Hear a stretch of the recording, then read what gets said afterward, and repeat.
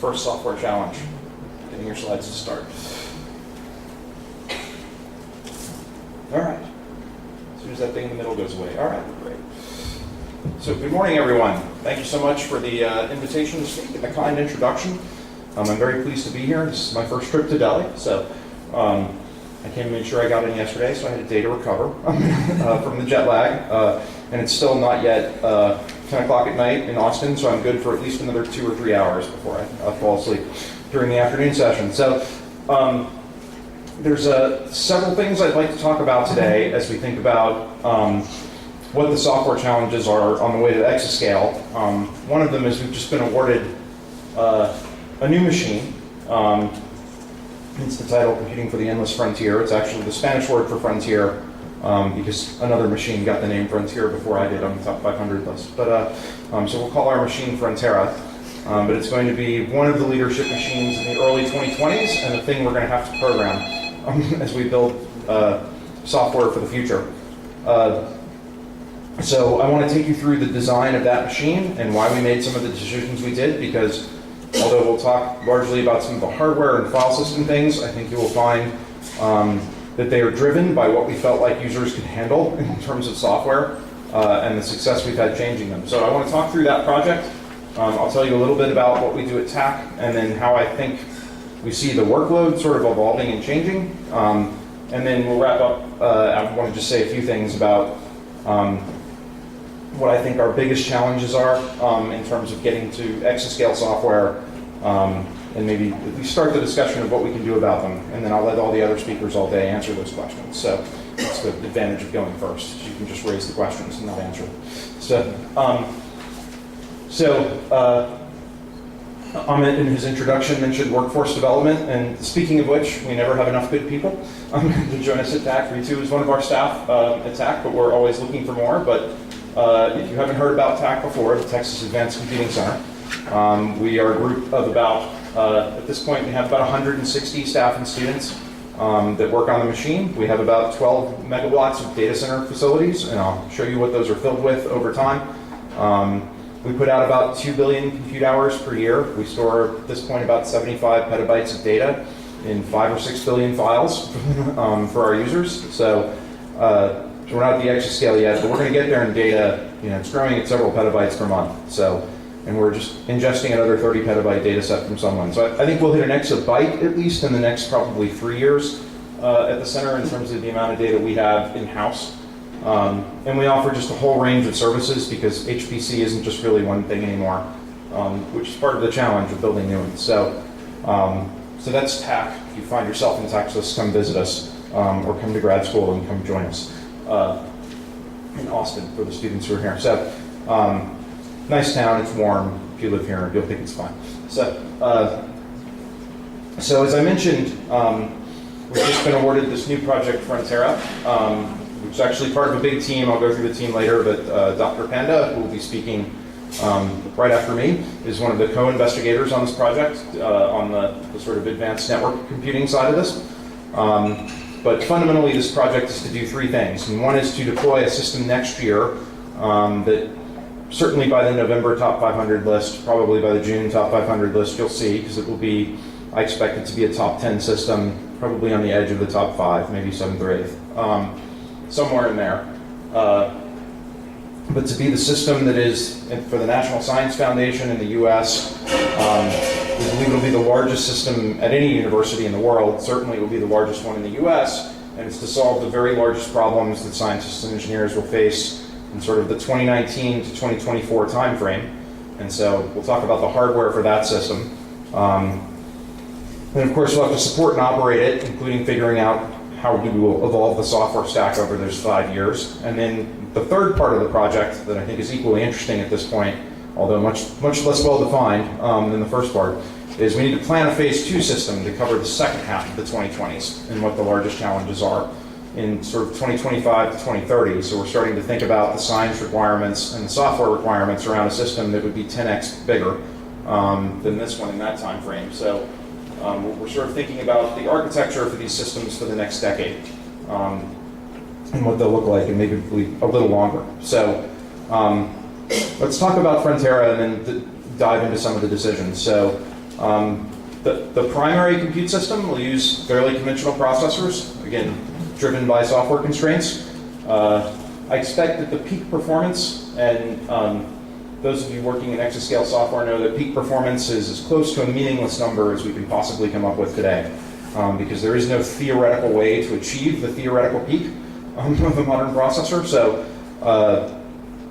it is just a sort of hypothetical number based on the layout of the transistors more than anything else, but we expect that it's still how we rank things, so that it will come in at about 39 petaflops. Again, that'd be about the 5th ranked machine in the world today.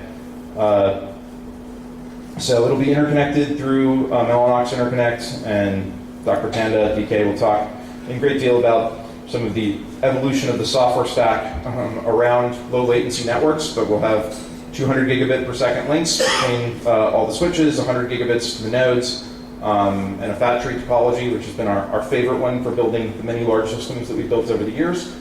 We'll have about 1.5 terabytes a second of I/O capability and about 50 petabytes of scratch disk on the machine. And then we'll have a bit of the system with GPUs set aside really to focus on the single precision mission, which we'll add probably another 8 or so petaflops at single precision. The 39 is actually double precision, so when you think about it as a single precision machine, it's about 80, and then we'll add another 8 or so of GPU-based flops that just sort of excel in the molecular dynamics and the machine learning and AI spaces. And then we'll have some other pieces in the ecosystem that I'll talk about to support workflows and APIs and dedicated data movers and some of the other computers you need to have around your big computer to actually make large systems work today. So let's think about, there are many things out there. We'll see some of the biggest machines in the world today are built almost entirely around GPU. You see some that are built around new sort of native silicon in various places, particularly in China, and the new ARMs that are under development in both Japan and in Europe, that have sort of more exotic processor architectures. We chose to stick with an Intel Xeon for what we're going to build. It'll be the next processor. I'm not supposed to say Cascade Lake, but everybody knows it's Cascade Lake, right? So, nothing particularly exotic, no accelerators. It's a system that, if you study computer architecture, you might think of as a boring configuration. Not that exciting in terms of the processors, because we have discovered over the many years that I've been doing this, TAC's been around for about 18 years, I've been doing this for almost 30, that when we say it's boring, most of our users refer to that as useful, meaning a machine they actually know how to use and they can compile their codes and they run on. So in our benchmarking, there was a suite of about 10 applications, actually I think 11 applications that was used to determine the procurement for the machine. And the machine we were replacing at the University of Illinois was actually a GPU-based machine, so they'd been doing nothing but GPU codes for the last 5 years. And it was their set of benchmarks that we were using, and even then, only 4 of the 11 codes ran very well on GPUs, right? So, and those 4 ran exceptionally well. So about a third of them. About another third of them would run on GPUs and would do okay, and about a third of them wouldn't run at all on GPUs. So if you build a GPU-based machine, it's useless for about a third of the science cases, particularly those around the more explicit methods and partial differential equations. It's very hard to make those GPU friendly. So what we did, and again, this was a competitive process, 8 different bidders, and what we chose is what we thought was the most effective architecture, and apparently the people making the decision agreed with us, was to abandon many of the things we've done in architecture recently just in favor of simple and faster. And so part of that was, there's a sort of part of the, when you build the silicon wafer for processors and you cut it into pieces, you figure out how many errors and how fast each part will run, and the faster they run, the more you sell them for. And there's sort of a sweet spot in what Intel calls the gold SKUs that we've always used for high performance computing, and those are the sort of 130 to 140 watt processors. They're also the most popular ones in the cloud. But there's a few chips on every wafer that are called the platinum parts that are the very high frequency ones, typically much more expensive, much higher power, and they sell into like the high frequency trading and financial transaction market where they're trying to shave a few milliseconds off of transaction space. So they charge 3 times as much for those chips. They usually list at about $10,000 per socket. But one of the problems with those chips is they run at 205 watts per socket, right, as opposed to the standard 130 that we normally use for HPC. So there's a few things to think about there. There are some problems. One is that you can't really air cool them. At that density, for a small server, you have 400 watts of processor and another 150 watts of DIMMs and your voltage regulators and everything else. You end up in about this much data center space for putting 750 watts. The actual cabinets for this machine are 65,000 watts per server rack, about as wide as the podium here. So there's enormous physical challenges in using those chips. They're less efficient per flop in terms of how many watts you burn to do a given peak flop. But again, keep in mind, peak flops aren't a real number anymore.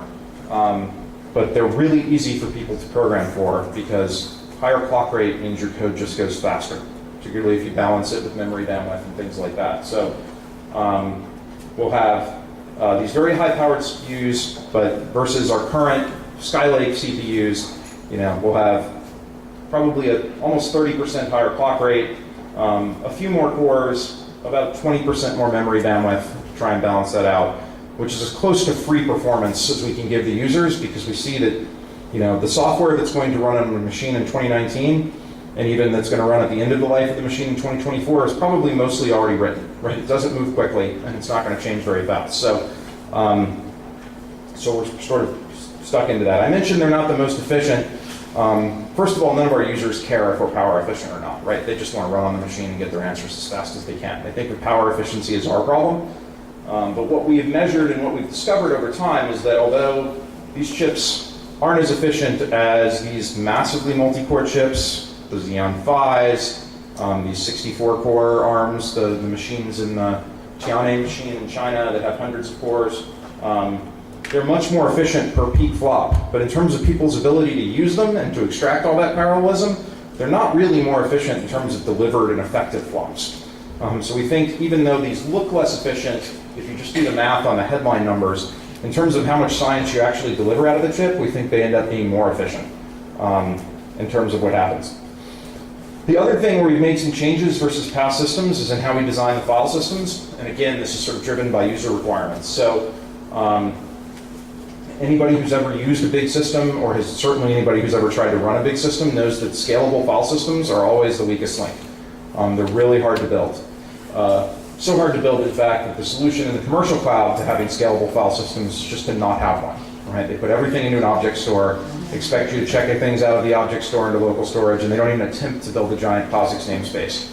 And in fact, Amazon just rolled out their first Lustre parallel file system service about 3 weeks ago, and their rough cost to try and do it is $140 per gigabyte per month. If you take the file system off our current machine, Stampede, which is 20 petabytes of Lustre, and extract that over 5 years, at that price, it means that the file system alone would be worth $270 million on Amazon. So they know that they just can't do this. And even that is sort of a per instance temporary file system for them. So it's really hard to deliver scalable file system performance. And it's even harder, what the cloud guys have done is said, we just give up on having a POSIX file system. It's not going to work. But in science, most of the code still expect POSIX semantics to work. And that's the way they want to talk to the file system. And they expect that you have a file system that you can run an LS on, right? And you run all your standard Unix commands, and it just works. You can list the directories and the files. And so that's the user expectation. Most of the new technologies in storage move away from that, right? And try and move to object storage. But one of the great things about storage technology today is we used to build, and something we realized in doing the design of the systems, we used to build these very big file systems driven by the fact that in order to get the speed we need for the biggest applications, the only way to get that bandwidth was to ramp the spindle count. So you sort of scale capacity and speed at the same time, right? Your capacity and your bandwidth were tightly related. In the modern age of solid-state storage, that's not true anymore. We can scale the IOPS and bandwidth, the sort of rate that you can touch the file system, completely independently of how we scale capacity and disk spindles on the back end.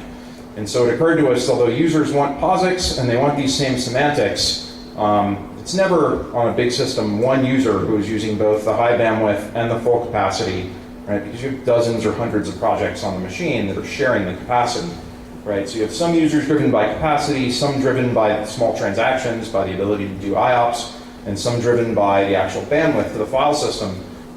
Why are we trying to build one giant namespace for all of these cases at once? So we've divided our Scratch file system up into 4 pieces. It's still probably going to be the thing that fails the most, but now it'll only take out 1/4 of the users instead of all of them when someone kills it, which is important all by itself in terms of reliability. And we've taken all of this flash storage that we built for high bandwidth and IOPS, and we're concentrating that in one file system of a few petabytes.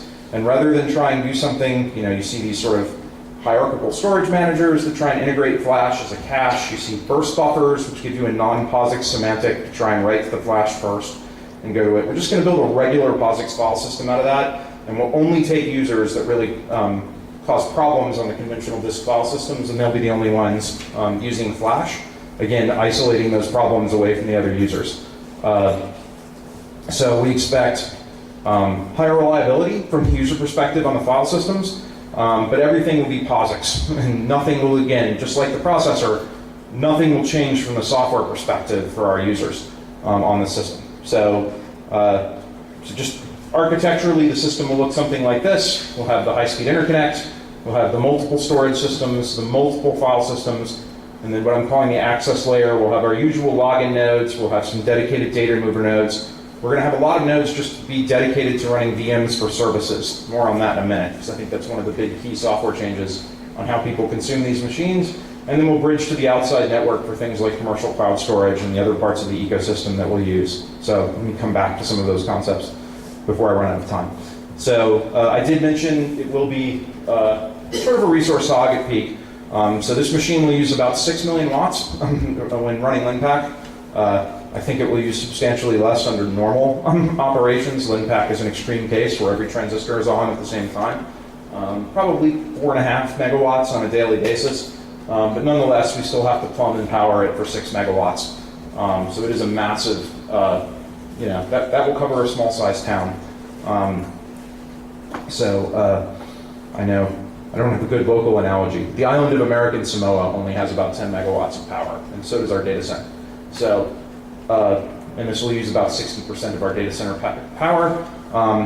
We are doing a lot of things in the infrastructure to make up for the lack of efficiency in the processor. We'll be doing direct water cooling to the compute racks, to the CPU-based compute racks. We'll actually pump glycol across the chips themselves to keep them cool, instead of trying to move enough forced air, which also takes an enormous amount of power. And we figure the error rate would have to be on the order of 40 to 50 mile an hour winds in the data center to actually cool these. So we're just moving to direct liquid cooling for them. For the GPUs, we're actually going to immerse them in mineral oil so they can keep a constant temperature on the GPUs to promote reliability. We're bringing in about 250 kilowatts of solar panel power we've added to the data center, and we're buying about 1/3 of the power from wind credits. So we'll be relatively efficient from that perspective as well. And so before I move into operations, let me just say there's a very large team that goes into supporting these. And so TAC is joined by Ohio State, Panda, Cornell, Texas A&M in the operations phase. And then as we think about the planning for phase 2 and where the science requirements are coming from, we have an even larger team with Caltech, the University of Chicago, Cornell, UC Davis, Georgia Tech, Princeton, Stanford, Utah, all contributing to the design of this next phase machine, along with our phase 1 partners. And roughly every IT vendor in the world, not in the ratio they would like, is somehow involved in this machine. So it's a very large project. So part of then what we have to do is, once we've made the right architecture, is actually make it usable for people to run on. And so there's a lot of things we do. Most of these are sort of the vanilla things you do at any supercomputer center. Our CDAC colleagues here do all these things as well. I put them on the slide because I always have to remind the funders that just because they're routine and not really innovative anymore doesn't mean they don't still cost money to do. You have to have people there answering tickets, 24-hour support. You have to write the manual. All these things have to happen. You need an archive that works. You need to set up all the queues right. You need to have science experts to support all the software, et cetera, et cetera. and that costs a great deal of money. But nonetheless, we are going to try and do some innovative things and support activities. One that you still ought to expect from every center at this point, but or at least a little newer, is, and I'm sure DK will talk about this, but we'll auto-tune the MPI stack around the live topology of the network, including things like cable failures. We'll be doing automated performance monitoring, which I think drives a lot of the software work that needs to be done, but we have a pretty good idea of what actually runs on the system versus what people say runs on the system, or the PowerPoint version of what runs on the system. And then we're pushing into some newer things that are not traditionally HPC that really affect software. One is, at this point, we believe modern software management is about containerization. We manage thousands of packages and a pretty complex web of dependencies to actually build software for the machine. Just getting things to compile in a modern environment is a non-trivial challenge. So the best way to manage that, we think, going forward, normally you think of virtualization as not being the same as performance, but at this point, containers are so lightweight, we think it's just sort of the best way to manage code in a lot of ways at this point. So we'll support containers fully. Given how much the range of applications that we support have changed, we'll support controlled and classified information. So human health data, patient records, there's all sorts of student data, it turns out, is restricted data. We personally believe that almost every grant we work on will have some data protection requirements in the next few years. If you're working in Europe, it's already true. GDPR has infected sort of all the data that's out there. So we have to support very secure and controlled data with auditable processes. And then I mentioned we'll have these application servers. We think putting persistent virtual machines to have API support in front of the machine. So we see a lot more automated workflows that consume cycles at this point, and we need to support that as well. So part of that automated workflows means we need to build different interfaces to look at the machine. So we'll have a variety of web portals in front of the machine as well for doing the traditional things like data management and job submission, but also newer things like interactive analytics through Jupyter and Python notebooks. Again, more on that at the end. So we'll support all sorts of portal activities. We have almost 50,000 users on the current Stampede machine that come through portals at this point. So we'll also be prototyping a lot of new technologies as we think about phase 2, ranging from, I think Ritu will be talking about deep memory hierarchies tomorrow, so we'll have non-volatile DIMM systems, which adds another level to the memory hierarchy, because users are so good at optimizing around the ones we already have that we thought we should add more. But we'll have a range of processors and things like that we can use. And we'll actually set these up as production systems and let users on them because we want to measure adoption. So before we build the next system, likely $100 million investment or more in hardware, we want to know that users are going to use it. And the codes will actually run on it. So we'll stand these up and start measuring how people will use them and then look at other systems around the world to do that too. And then the last thing I wanted to say about operations, at least, is we're also partnering with commercial clouds because we believe, I firmly believe, that this whole notion of cloud versus high-performance computing is not an either-or question. There are sort of strategic advantages in certain cases for using the cloud, and there are things that it does very well, and there are other places where HPC does very, very well. I mentioned shared file systems, right, where it's $250 million to run a job on Amazon that we can routinely run on a standard supercomputer today, so because of the large shared namespace. So we're going to try and utilize the cloud where it makes sense to use the cloud, a way to publish your data set to run analytics on over time, right, as a sustainable way to put your data out there, to give us other kinds of interfaces, like virtual desktop interface from which you make API calls to use the system, to use custom API services like natural language recognition that are already available in the cloud. That makes sense, and also to help us fast prototype nodes. They do get to deploy hardware a lot quicker than we do, so we'll rely on Amazon and Microsoft and Google as a place where we can explore new types of chips before they hit before we have to buy thousands of them and deploy them. So we'll be working with the cloud as well. And we'll do all of the usual kinds of science. I pulled some highlights from our current machine. And so if you work in HPC, these are the kinds of things you're used to seeing. And I bring these up to contrast them with the new things we're seeing, but colliding black holes, again, big PDE, massive numerical simulation. In these particular simulations, it was confirming LIGO data, so it actually was paired with data analysis, but it's still largely a simulation problem. Solar corona prediction, this was fun with the full eclipse of the US last year.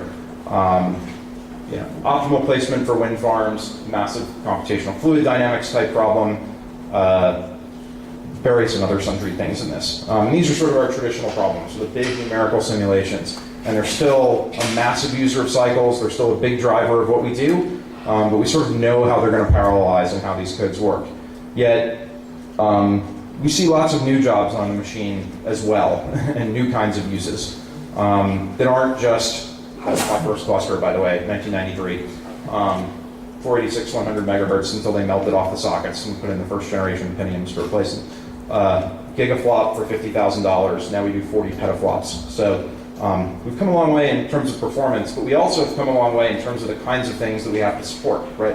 We have so much data coming in and out of these machines, it doesn't make sense to use them anymore as sort of just a compute engine where you move your data in, run your simulation, bring your data back, and sort of leave the environment.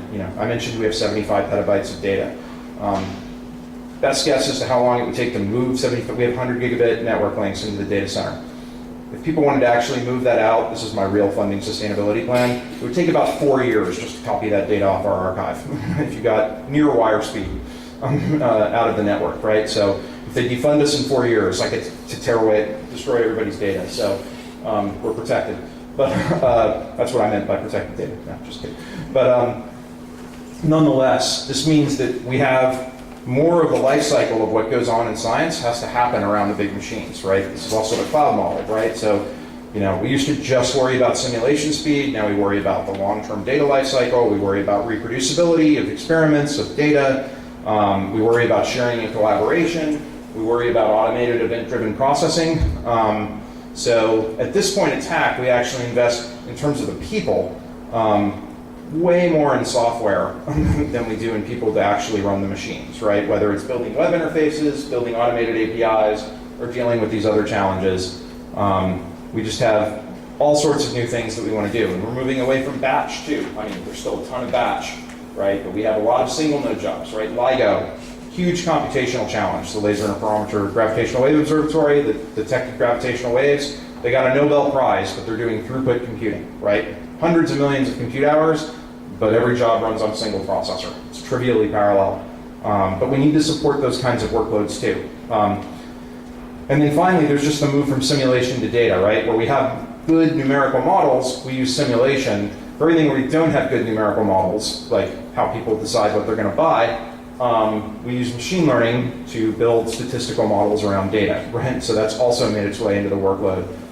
So we see projects like this now that are much more integrated than just, hey, I'm running this big black hole simulation, I know how to do it, just give me an engine to run on, right? This is a project for DARPA in the United States called Synergistic Discovery and Design. They're doing synthetic biology.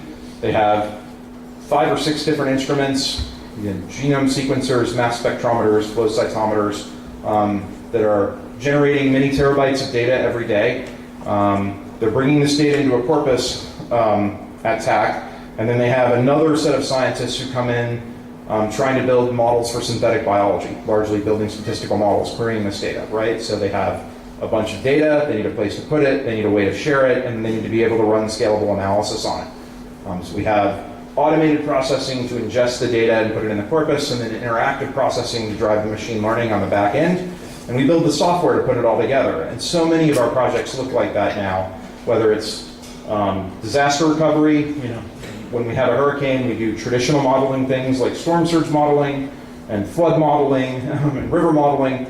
But then as soon as the storm hits, we're doing remote image management, sort of Internet of Things, edge computing things. We have drones flying, we have airplanes flying, we have people on the ground with cameras. We're pulling all that data together, and then we're actually doing GIS processing to get flooding down to individual addresses and other sort of non-traditional HPC tasks. Brain tumor segmentation, mostly a data challenge. You take a bunch of images, you do classification. Again, machine learning. Melting of ice sets, mostly about keeping the 100 terabytes of data and occasionally reprocessing those algorithms. Computationally simple, data rich, other AI things. So this is sort of what we see now, which has caused us to build all sorts of different kinds of computing platforms. So I know I only have about a minute or so left. So at this point, we have not only our big computing, so Stampede 2 is the current one. Frontera will actually be added on to that. You know, we'll run them both simultaneously. It's not really a replacement, but that's our 18 petaflop, 350,000 core, massively parallel system for large-scale computation. But we have ones for throughput computing and protected data and interactive computing and data-intensive computing and cloud computing and various kinds of storage, and then all sorts of experimental platforms. And what they all have, especially the experimental systems, all have in common is they do change the programming model, right? They are looking at different kinds of computing that are out there, right? We have the FPGA ones and machines where we give users root and, you know, GPU architectures and object stores, et cetera. Which means software is going to change, right? So, sorry, the bullets on this one are a little bit small, but it somehow shrank. But so I expect that the way people are going to program Frontera is MPI plus OpenMP in 90% of the cases initially, especially for the big problems. And I have sat through reviews over the last 15 years where the reviewers would tell us that we were wrong and that at 10,000 cores, MPI wouldn't work anymore and it would fall apart. And then at 50,000 cores, and then at 100,000 cores, and then at 500,000 cores. And the one thing that's common here is the reviewers are always wrong. MPI survives and the reviewers are wrong, right? So, so for 30 years, this has been the way we do parallelization. And so this whole notion that we've reached the end of MPI and we have to change programming models has been wrong since roughly 1992. And my guess is it's still wrong. So, if you've been, you know, it's like forecasting the weather, right? If you just say it's going to be like yesterday, you're right 2/3 of the time, right? So, probably still wrong. I would argue that in the last 60 years, we've made sort of 4 innovations in scientific software, and everything else has been noise, right? There was C and Fortran. We should probably stop programming in assembler. You know, that was sort of the 60s. Then we had MPI around message passing, sort of started in the 80s. MPI came around in about 92. We added OpenMP for threading. We needed thread level parallelism. And then maybe now Python's going to persist. Maybe CUDA will persist. But in, you know, the last, you know, sort of 1955 to now, we hit on C, Fortran, MPI, and OpenMP, and we tried like 30,000 other things that all failed in one scope or another. So, so when we say we're going to have a new programming model or a new language, we have to be very cautious about this because 99.9% of the time we're wrong. And so go read the papers about Chapel and X10 from 10 years ago and how they were going to be the new languages for concurrency and find one application in those languages that runs at scale today. You will not, is my guess. So, so we're building our systems and spending tens of millions of dollars around hardware, you know, based on this history, on the theory that users can't change, or at least can't change effectively, and that they're going to program the same way, which would make for a short workshop. So let me say that at the same time, things have changed, right? So what we see is our core applications, these exascale apps that are simulation-based, you know, our big numerical simulations, are going to be C, C++ or Fortran with MPI plus something, likely OpenMP, maybe CUDA, right? Hopefully OpenMP5, but MPI plus X style programming. But at the same time, on an exascale piece of hardware, we're going to run a lot of other kinds of software too. I think it's equally unlikely, just because of the user inertia thing.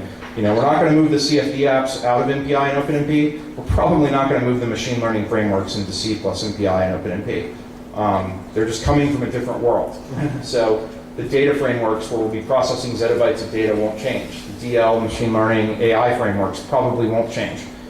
So we have this huge gap between high-end HPC and how we practice high-end computing and what I'll call scalable cloud, these big AI applications and things like that.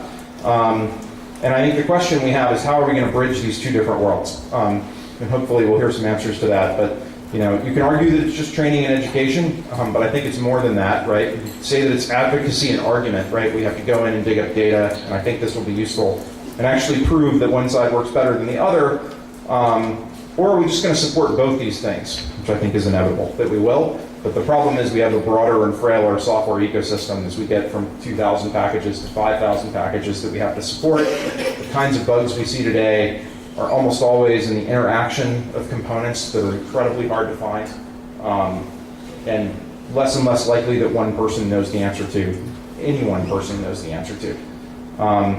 So one thing I think we can do to help on this is publish data about what actually does scale and doesn't scale. So we've been building models of low-level hardware counters. We've actually done this over 4 generations of systems. We now have a database of our last 10 million or so jobs.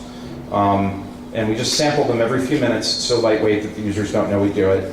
But, you know, at least for all the MPI binaries, regardless of language, and now I think for all the binaries, we know what libraries are loaded. We know, do they hit the cache? We know what percentage of floating point they use. So we're starting to get a pretty good idea of what's out there and what actually does work to scale. So I am very much out of time, so let me say thanks to all the people who give you money. And to students in the audience, always thank all the people who give you money before you finish your talk. It's a very important lesson if you'd like to keep giving talks, which means you're employed over time. So, and particularly thank the thousands of people who use our systems to do cool things in science to make the world a better place, and all of our staff at TAC who help out with that, and all of our many partners in this. So with that, I'll skip the quote and just go to thank you. My email address, should anybody want to reach out, I'm dan@tac.utexas.edu. It's really easy, and I'll be here all day. But with that, I'll stop and say thanks.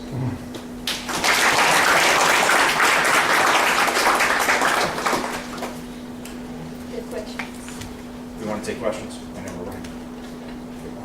Yeah. Mike. Give me your face back. Stanzione, pleasure to see you again. So my question is, what is your approach towards adoption and utilization? Is it something like build it and they will come, or are user communities already lining up to use Frontera, or do you have to work hard to drive the utilization? So driving utilization is not hard. We'll have, so like this past quarter for SCAMP2, our current machine, we were 11 to 1 oversubscribed, right? We had 11 times as many requests as we could actually fulfill. But my experience is actually filling the machine is pretty easy. You find one grad student who believes that if they just make enough plots, they'll eventually graduate, and they'll fill the machine if you let them. So that's not necessarily the challenge, is utilization.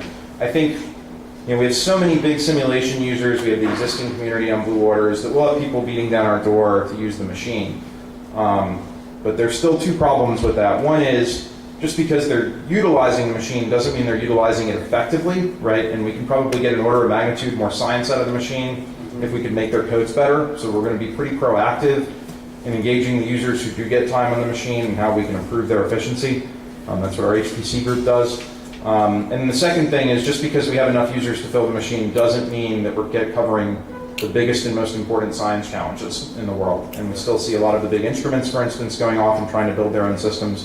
So we're working pretty proactively to reach out to those communities. Just sending an email at about 3 o'clock this morning when jet lag had me up doing email to the people who are building the IceCube, the neutrino detector in the Arctic, right, which is another massive instrument. We use the Large Hadron Collider, runs on our system, the Large Synoptic Survey Telescope, the Dark Energy Experiment, the LIGO, you know, all of these are sort of square kilometer array. The fusion reactor, ITER, you know, these are all sort of billion-dollar investments in science around the world, and if we can't make the big systems work for those, then we have a problem. So we'll be, you know, so utilization won't be a problem, but good utilization that is both efficient and by the most important users is something we have to work for.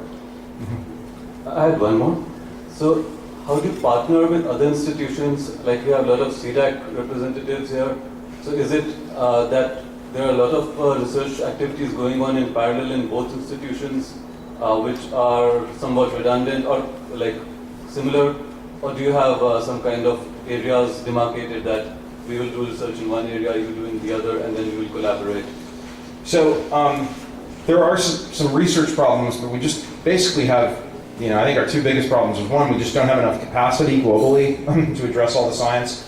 You know, build enough computers to address all the science that's out there, and 2, we don't have the workforce that can do it. So I think sort of the most fruitful areas, there are a number of research areas too, but that's a long answer, so all my answers are long answers. But the shorter long answer is, I think the most productive way for us to collaborate around the world, we have found, is 1, developing the people that can operate these machines at a high level and support scientists all around the world, and helping to sort of, you know, share best practice in operations and you know, design of systems, et cetera. So we're actually writing a proposal right now to the NSF for some international collaboration that includes people at CDAC and some other centers around the world In our current, we've collaborated pretty heavily in the last few years with South Africa and with Portugal, and we find the things that work best in these research things are staff exchange, right? Just send somebody or have somebody come to us for a few months and embed them, and the questions sort of fall out of that, and the proposals follow. But sort of training, exchanging best practice, staff exchange, we think those are sort of, at least for us as an HPC center, the most productive areas for international collaboration at the moment, especially as the processor IP becomes a matter of national trade wars. So we can't really talk about processor architecture, but we can talk about how to use them. So, Thank you, sir.